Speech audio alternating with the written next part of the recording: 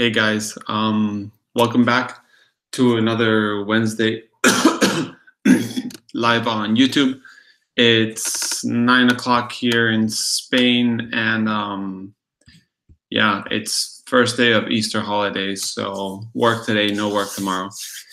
So yeah, it's been 2 weeks since I did a live stream. Last week, sorry guys, I was in a photo book meeting in San Sebastian, which is a town just down an hour drive, and I got to meet a pretty awesome photographer. I went not knowing who he really was. I was just going for the meeting, but I knew there was a presentation, and I ended up really enjoying his work. It was a very interesting topic. It was all about terrorism here where we live. We used to have a terrorist group called ETA, E-T-A, and they murdered, kidnapped people and all that. It finished a few years ago, and this guy went ahead and made a project taking pictures exactly at a day and exactly the same day and the same time where those things happened, those murders. So that's what he did. It was all done in large format. I bought his book, which is here.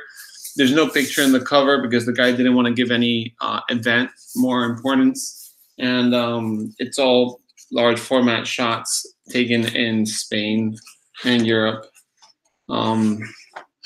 Very nicely done, nice book. It was sold for a reasonable price, so I did it. This is actually Bilbao. I remember this, killing policemen just before they opened the Guggenheim here in Bilbao. But yeah, that's why I wasn't here last week. Hi guys, hi Hal, Federico, and Frank. So yeah, I went there, got that book. Very interesting how his approach was on such a political matter, which can be so hard to show because this guy's not from here. So you can always hurt, one side or the other side's feelings depending on how you make this book. So he made the book very I would say clinical. I don't know if that's the expression. So it's very clean. He didn't choose the place. He didn't choose the time and the day. That was all chosen by the person that killed the other person. And then he shot every picture in large format to kind of have more time to think about the shot. He sometimes bumped into the families of these people that had been murdered. So yeah, very, very interesting book. I'm gonna write the name of the author. It's in Spanish, but it's pretty cool. Eduardo Nave, and the book is called A la hora en el lugar, just in case you guys want to get it. But yeah, very interesting subject. JKL, what do you think about the Nikon FA? I have no clue about the Nikon FA. I've only had one Nikon. No, actually, I've had a few Nikons, but I haven't had the FA. At advanced amateur level, interchangeable 35. Looks okay. Can't say it doesn't look good. I've been a user for the F4, the F5, and I have an F80 or N80, depending on you were in Europe or in the States. And I enjoyed Nikon, but I moved away from SLRs in 35. And I haven't really used much, so can't tell you much about it. Apart from that, then last Sunday, there was a photo book, get like a gallery open in a museum here where a donor gave over 2,000 books to a library, and they were there to announce the event and the exposition and all the thing.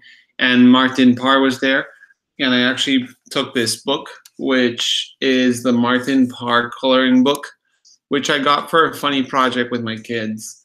And now it's signed and dedicated to my kids here, Sophia Mariana, by Martin Parr. It's a pretty weird book, considering it's a coloring book of those most important pictures of Martin Parr throughout his career.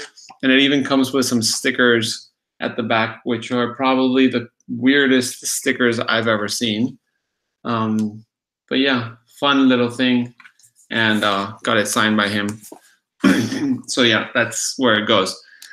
How says, can you explain the daily grain with a discussion? I watched many times, but not fully understand how it works. My English seems to be rusty.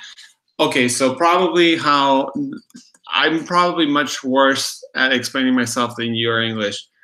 The whole idea about the Daily Grain show is to make an opinion video, but instead of just me giving my opinion on a topic like the Kodak P30 and saying if it's a good idea or if that's the path for Kodak or what would happen because Ilford has Delta, anything like that, which would be just a very monotone discussion of me just giving my opinion, what I think.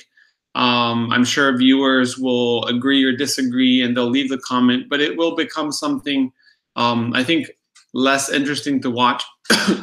And I think the whole idea I had was what would happen if we were all, instead of virtually on YouTube right now, what if we were all, you know, in a coffee place or in a bar and someone said, well, I really enjoy T-Max 400 and I would love to see what that 3200 would look like and the grain structure and the Delta has so much grain and maybe the T-Max is nicer, or yeah, I'm not really a high speed film user. I rather use low speed films like ISO 50 or 100.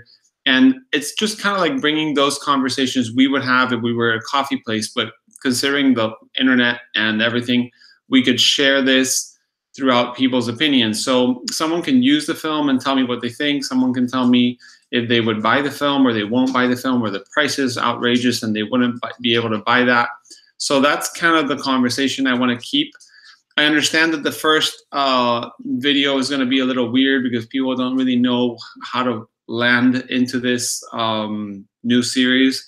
Maybe they want to make a video and maybe it's too long, or maybe they want to make a video it's too short, or maybe they just don't understand the whole concept, like how right now doesn't understand the concept. So it's basically just giving a bit of a point of view on what you think about that subject. And then I would fit it into a narrative that would make sense. So if you're pro the film, and maybe I put a few pros together, and then if you're against that film, I would put you against, or maybe do one-on-one, just kind of make it coherent. And I think the video format would be nice so people can put a face to the expression and your guys' thoughts. But so far, it's been, let's say, a few people have said yes to participating. I've gotten one submission. I think I'm going to get at least a few more. And I might make a video with only those 2 or 3 submissions to kind of show you guys what it's all about. See if this thing has any, you know, interest and if it's coherent, if it makes sense to you as viewers, because I have an idea in my head which is probably not going to look at all like the real product. But yeah, it's kind of just giving an opinion, talking about it, talking about interesting projects, just not like if it was a podcast, but we had people phoning and giving their opinion on the subject, kind of like that, but video format. So I don't know if that explains a bit more how or not. If not, let me know and I'll continue talking about it. Hi, Oscar. Hi, Chanik. JKL says, any Nikon enlarger lens is good. Actually, most of the Nikon enlargers are really good, and the longer ones are pretty looked for. So Nikon enlarger lens.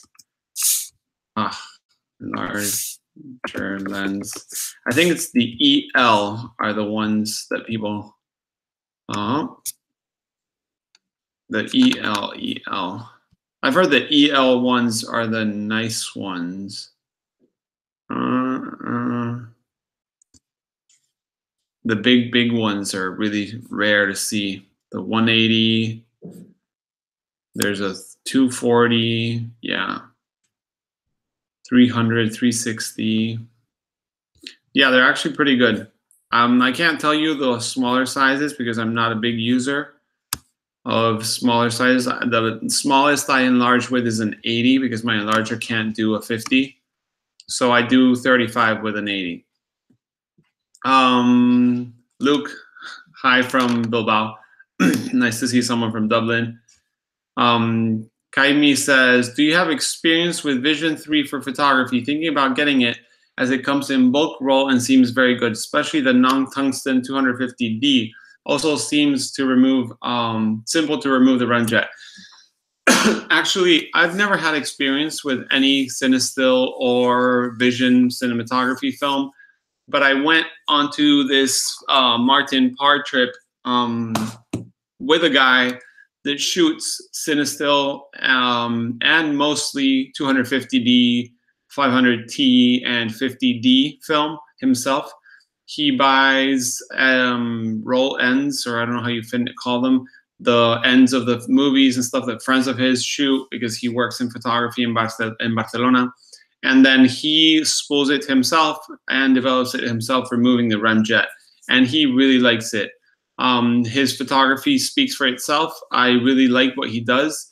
He's got a way of showing photography that's maybe a little different to the usual, but I really enjoy what he does. So he talked very highly of it and actually told me he would give me a roll, and then I forgot to pick it up.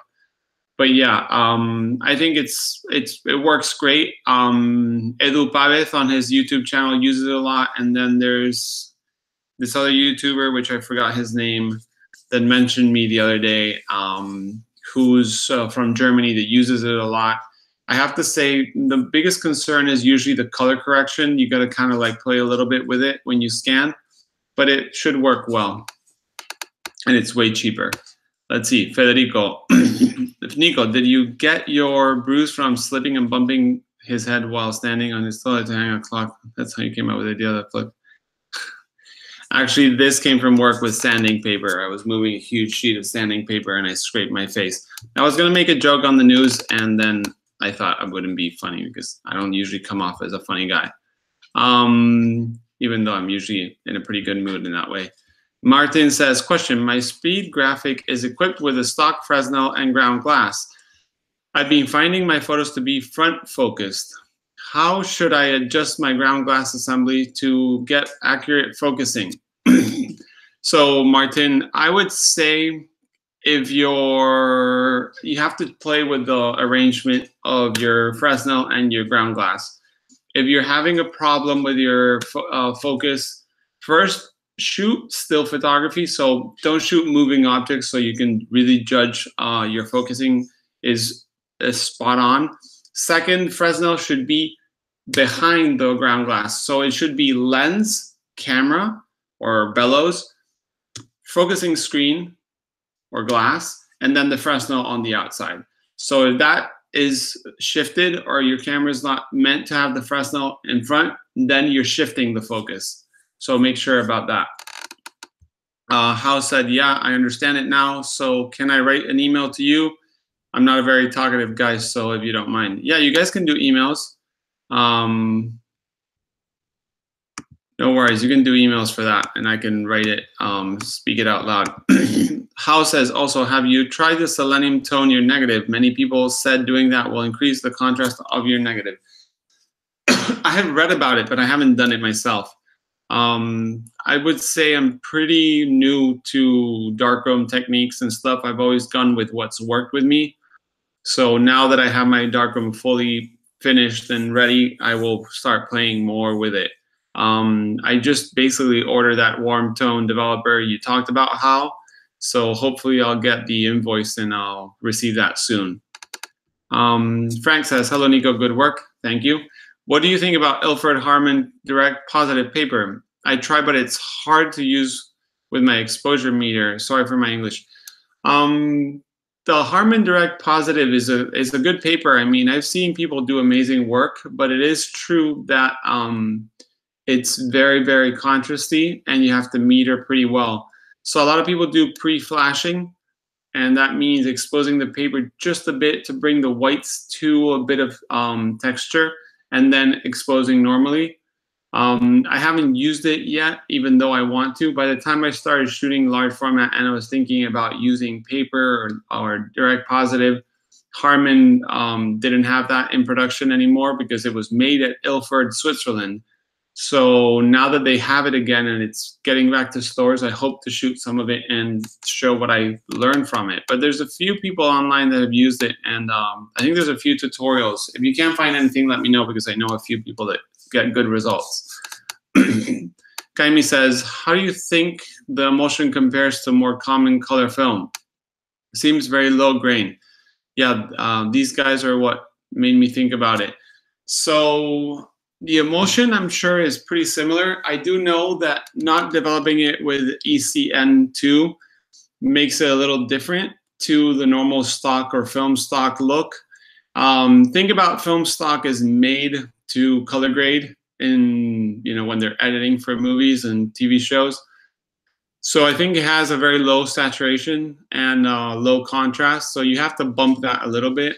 The grain is pretty low, especially on the 50D. I think the 250 is there, and the 500 is a bit more grainy. After knowing, like, for example, TV shows like The Walking Dead and stuff like that are shot on film, you can kind of tell. The Walking Dead was shot on 16 millimeters, and you can kind of see a bit more of that grain. But of course, if you're shooting 35 or medium format, you won't see so much grain. Joseph says, we talking about vision film? Yes, that's what we're talking about. Camille says, thanks. Well, you're welcome. JKL, I saw at Photo Impacts that Fuji Provia 120 costs less than 135. I was actually roaming Photo Impacts yesterday and found some of their prices to be extremely cheap. For example, the Fomapan film that I use sometimes for crazy experiments and stuff was so cheap compared to other places I thought were cheap at the time. They even have new 55 in stock, which is new. Let me see, 50D, sheet film, slide film. I don't think I can look by that. I have to maybe look by Provia. 120 is, yeah, 35 slide has been crazy expensive from Fuji, being between $12, $17. Velvia 50 is crazy in 35. It's $15.95 and it's expired. Non-expired is, oh, they don't have non-expired film. Okay. So I guess there's no Velvia 50 non-expired. Hi, Jacob. And Frank says, thanks. You're welcome. But yeah, another thing I wanted to talk was I had the chance to pick another travel wide, and it's probably one of the cameras I've tested the most and used. I think I've shot 300 plus sheets with it, and I want to do a proper review. I don't know if you guys would be interested in that review. I'm working on the Bronica now, and hopefully we'll have that done before maybe mid-April. But yeah, I want to do a travel wide. I don't know if you guys would be interested in seeing that. Let me see. Joseph says, I bought a ton of 135 Provia soon to expire and froze it. $7 a roll, US dollars. That's really good. I got to get back to using slides sometimes. Kaimi says, I'm buying the 250D. I came to be interested because I need to go back to Brazil, and over there stock is very pricey, and duties are crazy. Just in case people want to know, Frame 24 in the UK sells them. They sell bulk film. Let me see. I'm going to look it up because I've been looking for that too. Frame 24 UK. Let's see. It's not easy to find 35 film. Oh yeah, there you go. Oh, and I've been offered 16 too. Let me see. Camille says motion picture film is really tricky overcast weather. I haven't seen any shots with overcast, but good to know. Camille says, also, if Nico knows the place his friend gets it, it would be cool. again, amazing work. Well, my friend gets it from friends that are in the movie business, so I can't say a store. Actually, if I wanted some, I would have to order through him. He would order from his friend, who would probably order from Kodak in Spain. And that's just a huge, long list of people to ask for. So no, I can't tell you where to get it. And this is 35. There we go. Oh, nice. 400 feet and 1,000 feet. Nice. It's cheaper than I thought. Thanks for that tip, Kaimi. Okay, let's see. They sell 400 feet roll and 1,000 feet roll. I wonder which one's cheaper, the 1,000 or the 400. 1,000 feet. Yeah, it's just about the same price almost. 300 meters. That's a lot of film. Maybe I'll have to get myself into it. 500T, 250D. Stock only. Oh, and they can also develop and scan for a little bit more. Nice. Have to look into it. Let me see. TV photo. Thinking about experimented with Siano Type. I know it's not meant for enlargers, but can you always experiment, right? Do you have any experience or tips when using paper sensitizers? Well, I have experience with Siano Type. I've done it a few times. But what I can tell you is you want to use it as the moment you apply it on the paper, you want it to dry, but don't wait too long because it'll slowly degrade. At least that's what I found out with my formula. Also, you want to work, I mean, Siano Type is really fun. You can just use, I think, hydrogen peroxide makes it really blue. I really enjoyed the bleaching it and then toning it to a brown or different color because it works. Coffee, tea, and stuff like that work really well. Always use the cheapest brand because usually the cheapest tea works the best.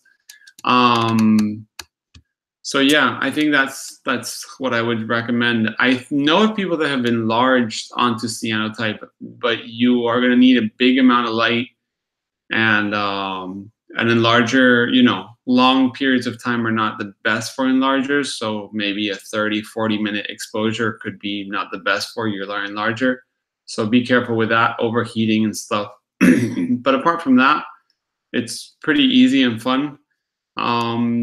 It's easy to get results, but to get good results, it takes a lot more work. Siano Type, I found, has a lot of different variations that can make such a difference. The best I've seen and the craziest I've seen was the same thing, was Siano Type with gelatin on glass or tiles. And what I never liked about Siano Type was the fact that when you put it on a paper, that art paper would kind of absorb the sharpness of the picture and become kind of fuzzy. And by using glass, you would get perfect negatives or positives. And it almost looks like collodion. So it was pretty amazing to see. I got to do a workshop as a student, and I found it amazing. And I still want to try it out.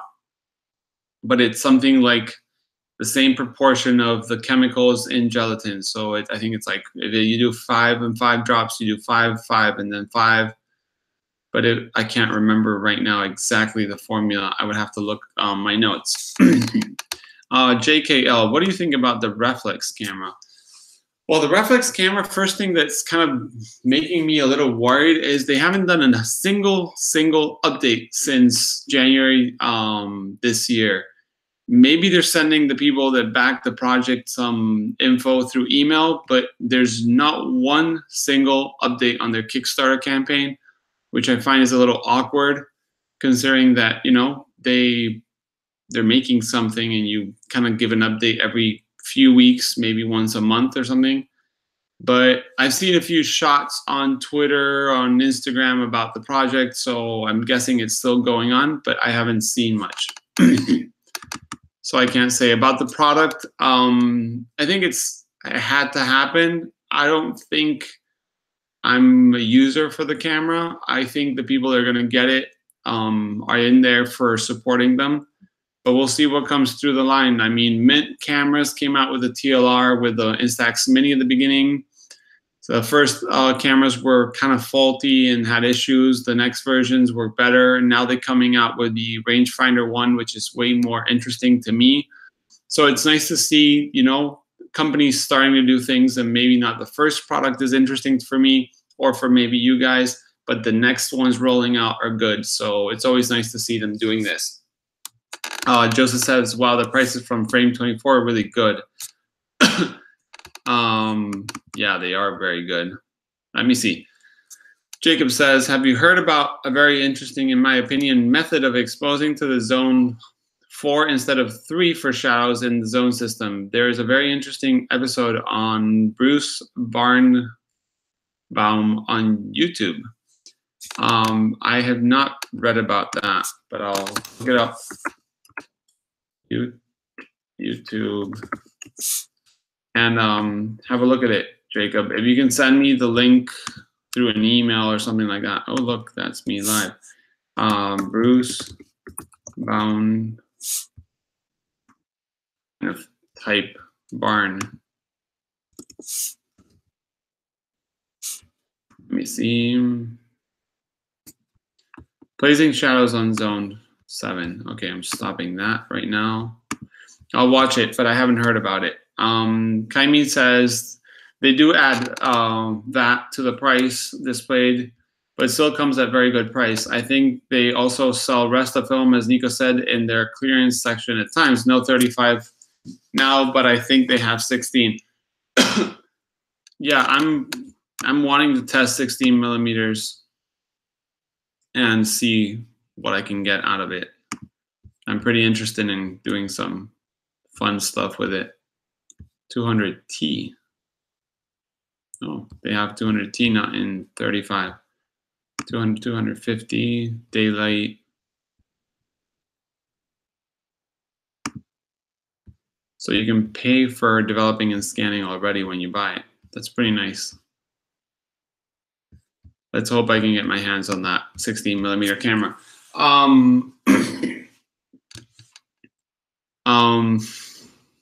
What happened to my forehead? I had a bit of a scrape on at work. No dispute with digital photographers. I'm a very friendly person with everyone, so no worries there. Ludmila says, hello there. Again, thanks for doing this. Ludmila, I saw your question before on the Chamonix video. I'll answer you probably tomorrow morning. I wanted to have time to write. I was wondering if you have tried the Gossen Vario 6F. If so, is it accurate enough for shooting slides? I haven't tried the Gossen Vario Flex. Let me see. Oh, Vario 6. It's just I have one Gossen. Let me see images. Ludmila, if you were gonna choose a light meter, I wouldn't for slides especially. I would choose I'll say it, a spot meter. Slides, I don't know if this has a spot meter in it, but slides are very, very picky with how you expose. So I highly recommend you find a spot meter. You've got the Pentax digital spot meter. You have the Sekonic 508, 608, 708. I don't know if they made a 708. I think 748. Now they have the 850 something. You need a spot meter. Is the best way to meter for slide film, because you want to meter the brightest part of the shot and the darkest and decide how you want to play with your exposure depending on what you want to keep is the highlights or the darker areas. Oh yeah, I got one with a 5 degree spot meter insert. Also, it's not ideal that high degree. Yeah, I use the Pentax spot meter, Pentax spot meter digital. I don't know what the percentage on the spot is.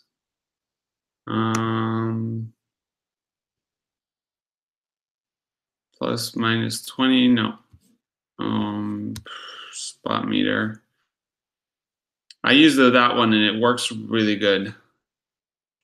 No, it doesn't say what's the Pentax digital spot meter. But yeah, I use that one. It works very well. And I also use the Sekonic. I think it's the 508, and it works really well too. I think it's a 4%, 4 degree, and it goes zoom in. Jacob says 5 is not enough. Yeah, I think the smaller the better. Have you ever tried shooting architecture with slide film? And which is your favorite color film, either C41 or slide for architecture?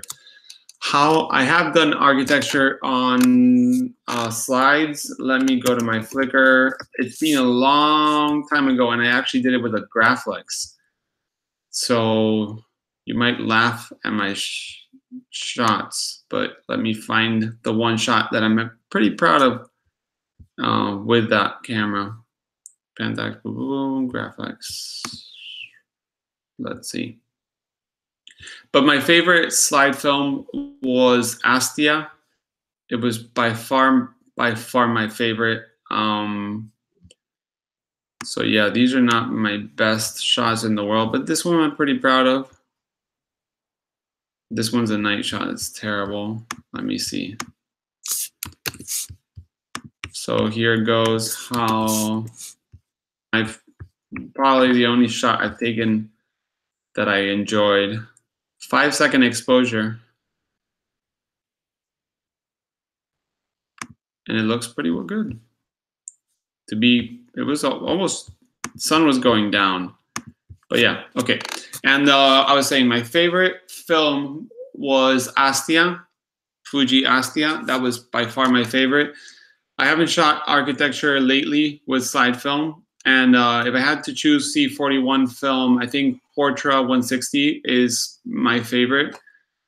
400 looks a bit more washed out. I know it's a favorite because of the 400 speed for most people, but I think the 160 is pretty much the best you can get. I don't like Ektar. I don't take along with Ektar at all. I bought once a case of 10 boxes and sold, I think, 9 of them because I shot one and I didn't like it. So yeah. Jacob says Pentax is a 1 degree, and I like that. So 1 degree works for me. How says I like slide film, but according to my last roll, it's a bit oversaturated. Yeah, the films that are left today, Provia is a little bit less. Velvia is more saturated. Provia would be probably my choice if I had to pick today. Astia was pretty real. It was, I think, the film that they used the most for, how do you call it? Fashion.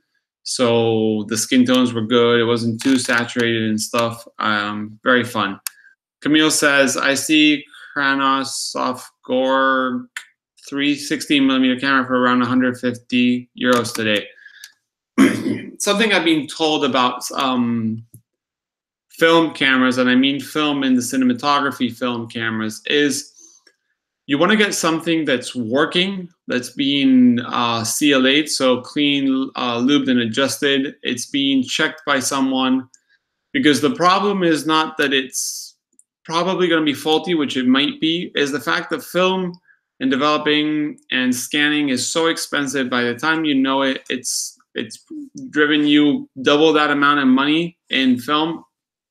16mm, by what I saw today, comes to cost around 50 euros for 1 minute. So the smallest you can shoot is 2 minutes. So that's 100. So if you send 100 euros in film down the drain because you bought a 150 euro camera that was cheap but had a light leak or had an issue with stretching the film or anything like that, you're going to regret it. So I asked a friend a while ago that does a few things on cinematography with film. He told me to make sure you buy something that has a guarantee or it has been checked, or you don't mind you know, wasting film to find out that it's broken. So that's what I was told, and I think that will work with you guys.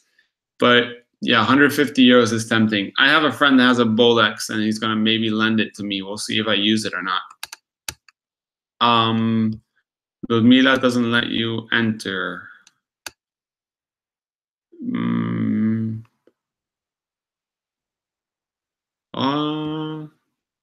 Last one sold for 279, kind of complete, and was Super 16 converted.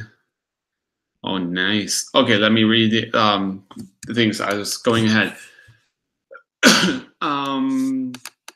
Ludmila, that shot is my slide shot with, is it private maybe? I don't think I should be private. No, it's public. Yeah, you should be able to see that shot. Camille says, all great street photos are made on slides, especially Alex Webb, Kodachrome 64. So it can't be that hard. I mean, if you're going to be shooting slides where the camera has metering, and then you'll be okay. If you're metering yourself, you're going to be a bit more careful. But yeah, it can be done. Most of the architecture shots in the books are Ektachrome 64. Yeah, I have a book there that I showed you last time, which has a bunch of shots of architecture, and it's all slides. I mean, slide, I think, was the film used the most when architecture and on film was something, the only thing. But I can't tell you much more than that. I will be getting some and using it as soon as I can. And Joseph was saying something that was interesting. Get a CLA Krasnikov 3 from eBay. There's a lot of guys who work on them in Eastern Europe, so it's cheap. The last one sold for $275 US. That was cladded and complete and was Super 16, which is pretty cool. Converted M42 mount lens. Don't get the bayonet one. Now you're gonna make me look. Yeah, 16 and Super 16 have been something that been in my mind. I just think it might be a pretty big, crazy expense to start doing that kind of stuff. Film's already expensive enough to start doing movies with film. Let me see.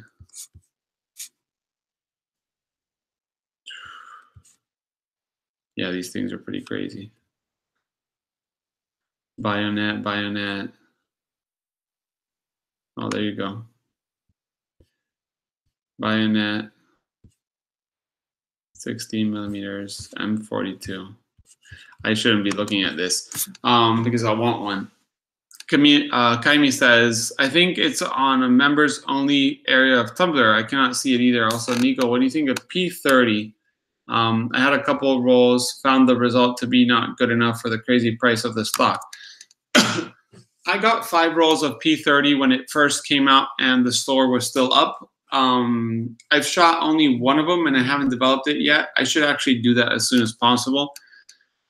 What do I think about it? I haven't done much with it, so yet I can't say. But about the pricing and the stock, this is kind of what I was talking about before with Reflex or Mint cameras. I bought the film at 11 euros a roll, which is, I think, the most I've ever paid for one single roll of film, and I bought 5. So, but it was more to support Ferrania. When they came out with the P30, to me it felt like it was something, they were launching an SOS message, basically launching this film, and buying it would mean listening to that, that SOS message and helping them with a little bit of money. I didn't fund the first Kickstarter because at the time I wasn't into slide 35 or Super 8 film. But a 35 black and white film that was available at the moment, you could buy it and you would get a product, seemed like a fair way to help them. So that's when I decided to do it. I bought 5 rolls, shot 1. I want to develop it and print it. Maybe the results won't be up to what I like, but still, if they came out with a 120 version, I would probably help them again. And more for the fact of helping them, because I think Ferrania is probably, to me, one of the companies today, or the top of the companies struggling to make something new. to make a new factory to start new production of a product. I know everyone talked about 2017 and how film came back in 2017, but if you read the articles, probably 3/4 of the film that's announced on those articles are not really new factories, new emulsions. Most of them are rebrandings. They're people buying old stocks and changing the labels. They're lomography 400 f2 or f squared, which is something they had put in a barrels and then brought out again and cut. So even though they were new to the market, many of them are just relabeled film, and I got nothing against that, but it's not something new. It's not something that's requiring an investment, R&D and stuff like that. So when I see Ferrania and what they're doing and the struggles they're going through, I feel the urge to help as much as I can. I've been trying to go visit them as one of my trips, but it still hasn't happened due to them having struggles and me having another life apart from YouTube, family, and work and stuff. But hopefully they'll get their factory up and running properly. I'll get to visit them to show what they're doing, to use their products, and to work with them and for them, whatever way it happens. And that's why I think that price and that film mean a lot to me. So if it was $12 or 12 euros a roll, or it was 15, that would probably help them, maybe instead of 5 rolls, by 3 rolls. But I can throw a little bit of help that way. I think it's necessary, because they're doing something that, you know, might be the future of film, in the sense that a smaller scale factory with products that might suit the market. They were talking about making 120, they're talking about making 220 film, and those things are something we need today, more than huge factories that are making film in such big numbers that they don't really maybe realize. So yeah, that's why I think it's still worth getting it. Emulsion, I mean, if it's not dreadful, I'll still shoot it. Joseph says, Amelia Photo is one who works on them. Supposedly we'll have more end of the month. Joseph, you shouldn't be telling me this. I can't get into 16 millimeters. Hao says, oh, I'm about to buy some print drying screen. Want to make them one myself, but I don't have the tools. I heard that if you don't wash your prints properly, some chemicals might stick to the screen. Okay, Hao, let me know about what do you mean by the screens? You mean those like mosquito net screens to dry your prints? I made mine myself in the darkroom. I used a little piece of wood. I don't know how you call those. I should know those. A little piece of wood from the do-it-yourself, and then basically little 90-degree corner for the frames. I screwed it, and then I used like a mosquito net. I got plastic because I thought plastic would not absorb any chemicals or anything like that. Metallic would rust. Certain plastics look pretty bad, so I got one that was like a white mesh. And what I did is I folded it around and I stapled it with had like a proper stapling machine, one of these, not battery but spring-loaded staplers, kind of like industrial. And I stapled the whole perimeter. And I made them, I think, 1 meter by 900 millimeters. So, and I have like 8 or 7 in my darkroom. If you want a picture, I'll send you one later. Maybe I can find it on my photo stream on Flickr, because I think I took a picture of it, of my darkroom. Let me see. Flickr's going slow. But yeah, that's what I used. And taking care of it. I mean, you want to wash your film, paper properly. I do dry them emulsion side up. So if they curl towards the emulsion. I felt like if I put them the other way, they might stick sometimes. And I don't do much to store them. I just kind of like dust them off every now and then, and that's about it. But my darkroom's pretty dust free. TB Photo says, well, I hear when Ektachrome is back, The Kodak will introduce it in Super 8. I am stoked about trying that. Might be a good first step before plunging into 16 millimeters, maybe. I have a Super 8 camera. I just haven't shot it yet. I should probably get my hands into that first. But yeah, actually Kodak, when they made Kodachrome, Ektachrome back, or when they talked about it, the first product they came out with was the Super 8 camera and Super 8 film. And then Kodak Alaris, which is the one distributing the film, because now Kodak split into different companies, is the one that said that why not make 35 into film, you know, like a still photography. And that's why we're going to be getting 35 in still. The problem is still none of it's being properly made or sold. I've seen a few shots of labs developing test rolls, and I think we're going to see it very soon. But yeah, Super 8 in slide would be pretty cool, and I think will be really interesting to see. Kaimi says, yes, I would love to see them back in business. My grandfather has some beautiful images from with Runningia, but still a student, so not sure if I'll be able to aiding them with anytime soon. No, I get it. I mean, student or not, I'm not a student. I'm a father of two, and 11 euros per roll is a pretty steep hill. But I mean, everyone does their little bit, and I think that adds up to the bigger picture on film. So either you can afford a roll every other week, or a roll a month, or a roll every 3 months. I think it works. My birthday gifts every year is a can of 35 bulk loading film. So that's how I do it, because nothing else really is in my interest. So I get a little can of 35 millimeter film, and I make my own film because it's cheaper. I actually have my bulk loader here right now, and it's empty, I think, but I'm not sure, so I'm not going to open it. But yeah, that's what I do to save money, and then I put the stickers on the side. So far I've done 1, 2, 3, 4, 5, 6, 7, 8 cans of 30 meters or 100 feet of film. This is the Soligor film loader. There's a bunch of them out there. Super cheap. Makes it cheaper, especially if you buy the film in the States. In Europe, it's getting out of hand. House says, yes, the net one. I saw that they use fiberglass net screen to do it. How? I can look in my super guide. Build your own darkroom. Let me see.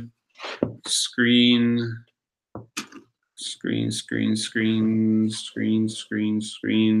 Even though this might be previous to anything like that.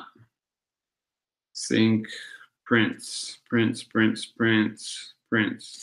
can't find something right now, but I'll look into it. Print drying rack, building, cutting, description, 146, so 140 something. This book is the worst in terms of being sideways. So look, here they say, building the screens. Okay, I can even take pictures of this and send it to you guys.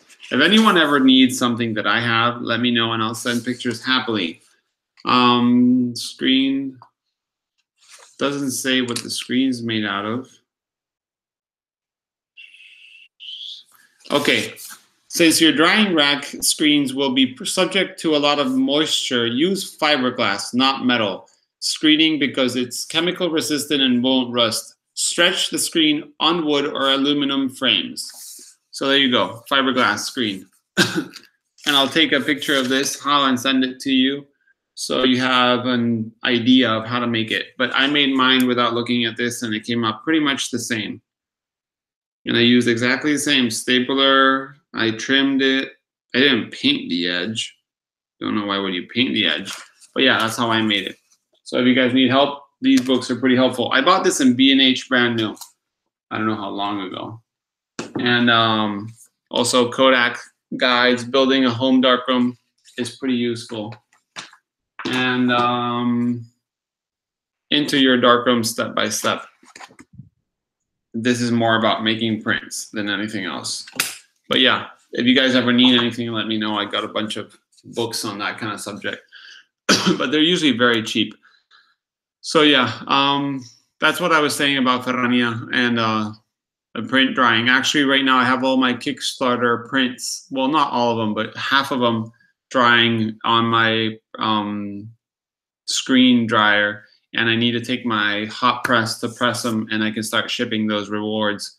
So if you guys were on my Kickstarter campaign, you should be expecting prints very soon. Apart from that, any other questions, guys? Let me see. You guys said you couldn't see that shot. I wonder. Photo impacts in larger lens, Nikon FA. Okay. By the way, Kaimi says, thanks for your national team paying my country a great service with a 6.1. I'm not a sports guy. I think I saw that on the news, but I don't even know what it was all about. But I'm glad we did a 6.1.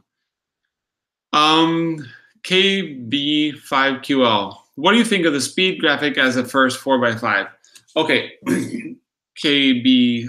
I made a video about the cheapest way to start into large format, and it actually became viral in terms of my YouTube channel.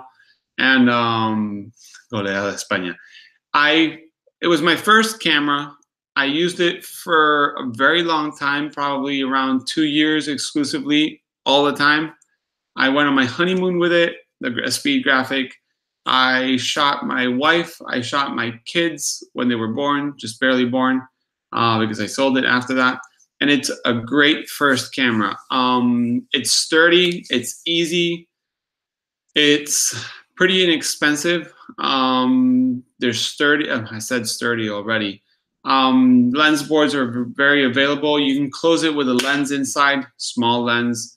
If they have the back that rotates, that's amazing. I find the Graflex to be probably the best beginner's 4x5 camera by far.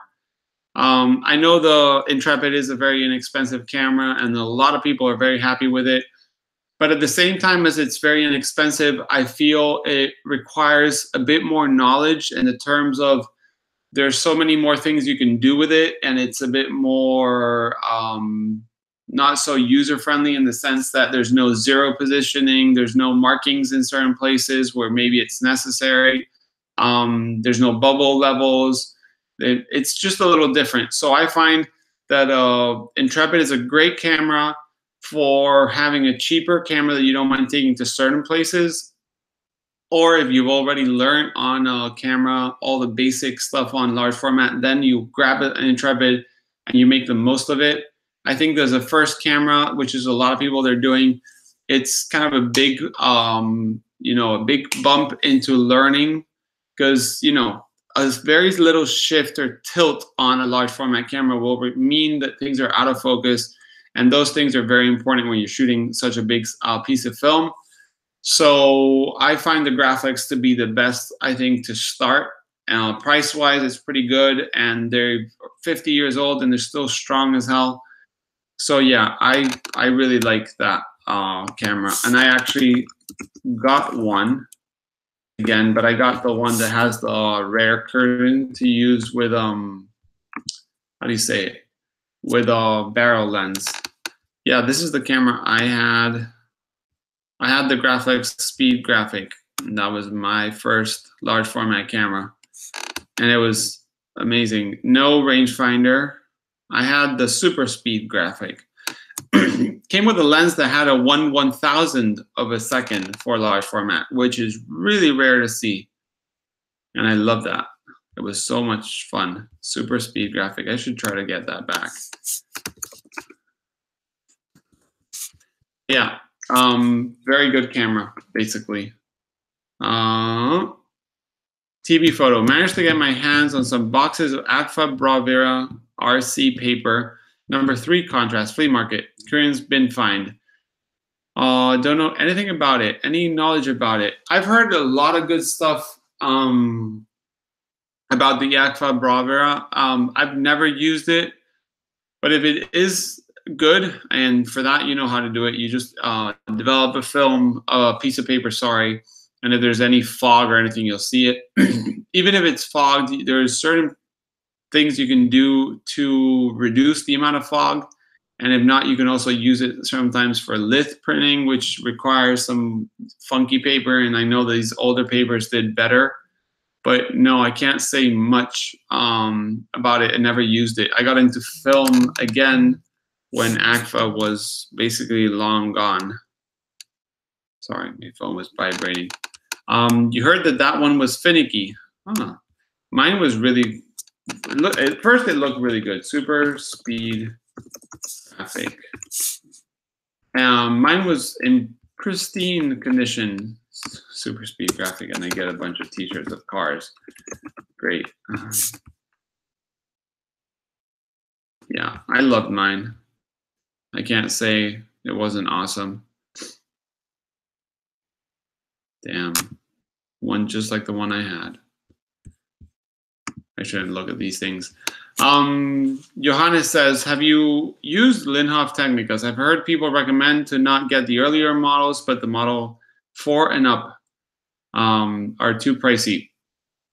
I've actually used the Linhof, I think, once or twice, and they're great cameras. And I know a lot of people that are into Leica cameras, when they get into large format, go to Linhof, and nothing wrong with that. Just I find that there's cameras out there that are pretty good that do similar things for a cheaper price. In that kind of camera, you're going to have Toyo 45A and A2. You have the Horseman line of cameras, which are very good. The field ones. The Vista field cameras are also pretty good and fun.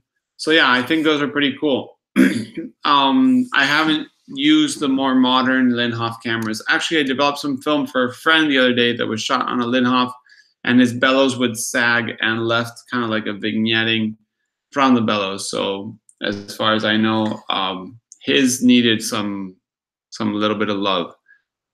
Kaimi says, Nico, there is a couple of boxes of Ilford photo paper that have sit in my grandparents' garage for maybe 30 years. What are the odds they'll be usable? I know little about paper and don't know their type. 30 years is a pretty big amount of years for paper, especially in a garage. I would do what I told you. Develop a sheet of paper and see if there's any fogging. And if there is, maybe you can remove it with a bit of chemistry. And if not, you can use it for some other stuff. There's things that you can use. Ludmila, Horseman lens holder compatible with Chamonix. It's a 14 centimeter square. The Horseman lens board is the same as the CNR, and the CNR lens boards work on the Chamonix cameras, but the 8x10 or up. The 4x5s use the Linhof Technica style, which are 96 by 96 millimeters approximately. So no, Horseman 14 centimeter square won't work on a 4x5, but it will work on an 8x10, 11x14 or bigger. But 4x5, you have to have the smaller version, the Linhof Technica, which have those little teeth on the bottom. But yeah, guys, we got one more minute, so they're not that expensive. Lumila want to trade. I actually have a bunch of lens boards that I don't use, but I'll just keep them just because they're for the CNR. But yeah, thanks, guys. It's 10 o'clock. Next week, I'll be back live. If you have any questions, as always, you can send me emails, messages through Instagram, Patreon, whatever you want, and I'll do my best to help you out. Thank you for your questions today, and see you next week. Have a nice Easter holiday for those having Easter holiday. I will be hunting for eggs on Sunday, and hopefully we'll do a live stream in my studio sometime this weekend or this rest of the week. So let me know if you see it, and I'll see you guys there. Thank you, and good night.